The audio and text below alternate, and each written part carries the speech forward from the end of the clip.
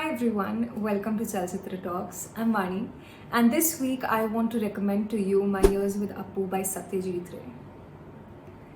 The British Federation of Film Societies and the Moscow Film Festival Committee recognized Satyajit Ray as one of the greatest directors in the second half of the 20th century. He was also awarded with an Oscar for Lifetime Achievement and also with Bharat Ratna in 1992. But in addition to being a great filmmaker, he was also an illustrator and writer. He revived Sandesh, which was a children's magazine that had been started by his grandfather. And he wrote quite a few books, some of which are Speaking of Films, Deep Focus, and Our Films, Their Films. So this week, I wanted to recommend to you My Years with Appu because of how this book has transformed the way I look at cinema, filmmaking, technicians, etc., and the entire process in general. But before I get into this, I just want to warn you that the final draft for My Years with Appu was stolen when Satyajit Ray was fighting for his life in the nursing home. And this is something that Bijoya Ray, his wife, writes in the preface of the book. And she says this draft was stolen, and then she came across the very first draft by Satyajit Ray, which involved a lot of scribblings, notes, etc. And for a few months, she thought that she could not make anything of it. But then she persevered, and we have the book now with the very first draft of the book. I initially picked up this book because of something that's written on its back cover, and it says that it is an absorbing story of how one of the greatest directors of our time began his filmmaking career. And if you jump right to the third page, Satyajit Ray writes, even a year before the autumn afternoon in 1952, when I started shooting Pote Panchali in a field of tall white kash flowers, the thought of taking up filmmaking as a career had not occurred to me at all. I had a safe job as the art director of a British advertising agency with whom I had worked for 10 years. Although I was beginning to realize with some dismay that an advertising artist was never free, but had to conform to the whims of clients who held the purse strings. I stuck to the job as I had grown up with the notion that nothing was more desirable for a young man than financial security. So Satyajit Ray's father and grandfather, as he writes in the book, were painters and illustrators. And he wanted to be a commercial artist.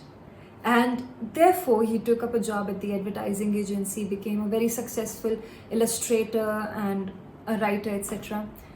But he also had this passion for filmmaking. So he created a movie club of sorts, and it only had 25 people. And Satyajit Ray says that whatever they lacked in manpower, they made up for in enthusiasm. When you read it, you realize how inspiring his passion was.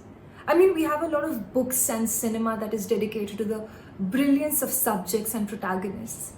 But to see Satyajit Ray talk about films in the book, and a major part of this book deals with his thoughts and experience during the filming of Appu trilogy. And after reading all of this, you realize how big a sacrifice such brilliance seeks from an individual. One of the many things that I really appreciated in this book was how critical he was of Indian films. There is a point where he writes this article in the Statesman titled, "What is wrong with Indian films?" And among other things, he said, it should be realized that the average American film is a bad model.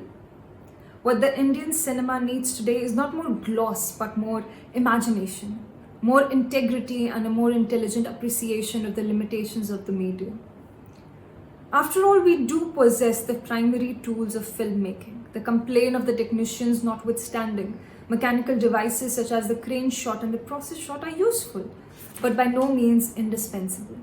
In fact, what tools we have been used on occasion with real intelligence. What our cinema needs above everything else is a style, an idiom, a sort of iconography of cinema, which would be uniquely and recognizably Indian. My Years with Appu is not a dreamy account of quitting the world and quitting everything else to do what you love. It is a very practical guide to not being blinded by the craft you love before you prove your actual mettle. course, you recognize the brilliance of Satyajit Ray throughout the book, but you also recognize the hard work and the efforts he put in to become such a great filmmaker, and his humility stands out. It is a very simple and inspiring account, which is also very moving. So this was my recommendation for this week, and I hope you like it, and I will be back again with another recommendation for you next week.